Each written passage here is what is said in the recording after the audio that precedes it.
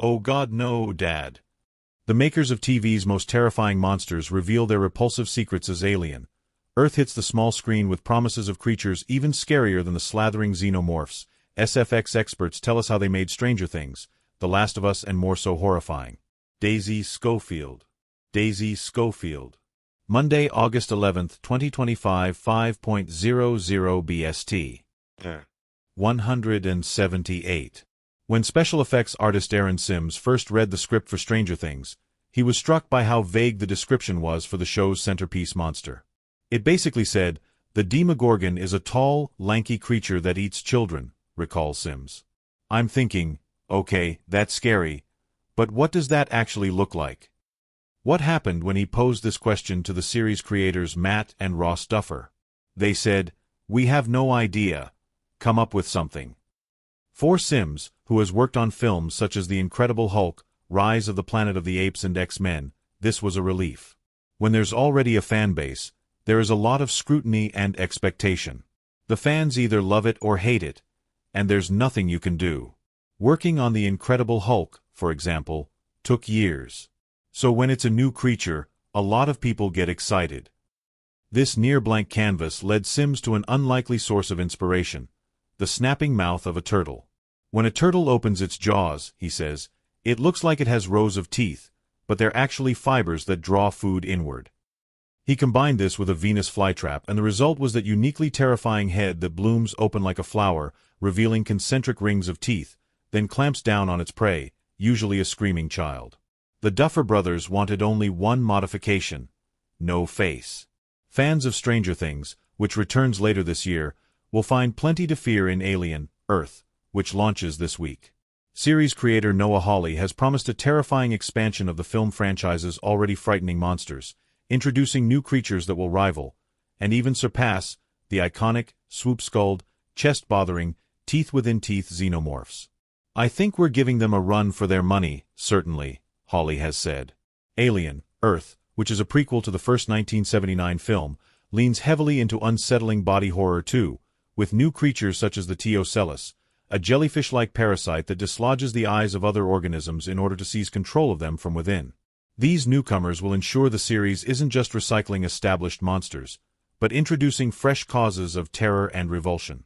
Like Sims on Stranger Things, prosthetic makeup designer Barry Gower leaned heavily on nature when he was creating his monstrous designs for the infected, the term given to humans who get the brain infection in post-apocalyptic zombie horror The Last of Us. Fungus became an integral part of the creative process, with Gower and his team buying so many bags of grow-your-own mushroom kits for the studio to photograph and 3D print that they soon had 15 species on their hands. "Fungus," says Gower, "is just such an interesting and beautiful kind of growth. There's so much to play with." Gower effectively had a superpower for creating monsters out of mushrooms. He hates them, despising everything from their smell to their texture. "It became quite easy to come up with designs that repulsed me," he says. Along with his mushroom aversion, Gower also has trypophobia, an intense discomfort triggered by the sight of clusters of small holes or bumps. "It gives you goosebumps," he says.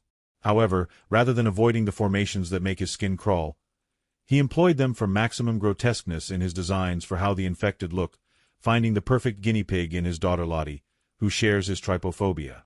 If she's like, "Oh God no, Dad, I don't like the look," I know we've succeeded.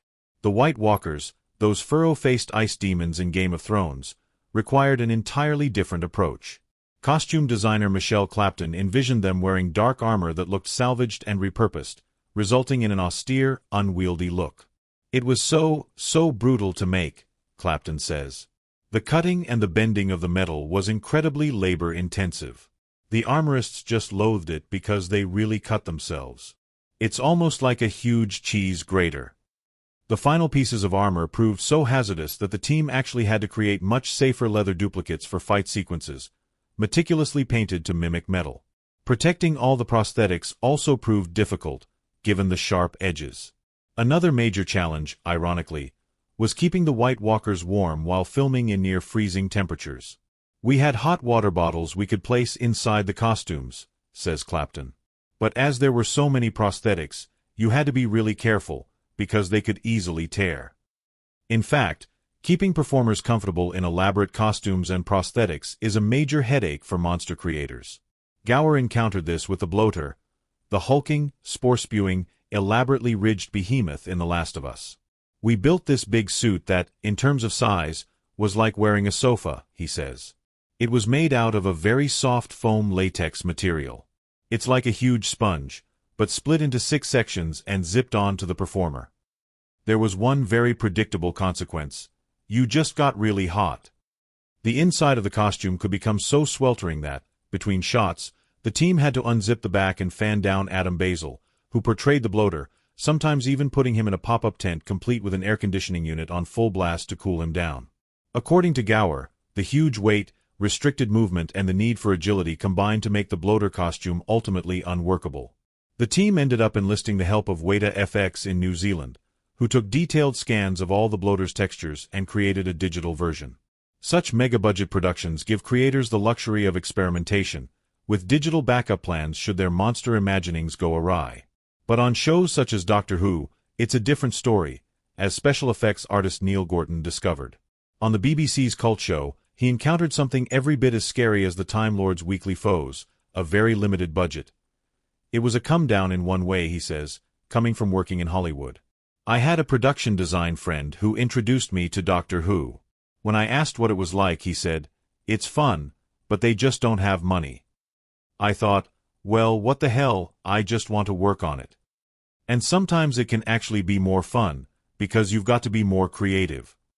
Take the Weeping Angels, those statue-like alien humanoids that are able to send their victims back in time with a simple touch, gorging on the time energy this releases. Producers had initially envisioned using numerous statues, believing that costumed performers painted as statues would resemble street performers too closely. But there was a problem. The sheer number of statues required would have been impossible given the time frame, says Gorton. You would need a different statue for every pose. That would have been a minimum of 30 statues. Forced to find an alternative, he suggested a design that was part prosthetic, part costume, part body paint. The producers thought it was ridiculous. But we literally had no choice, he says. Gorton would paint the actors, attach fabric, then glue it all together and hope for the best at that point.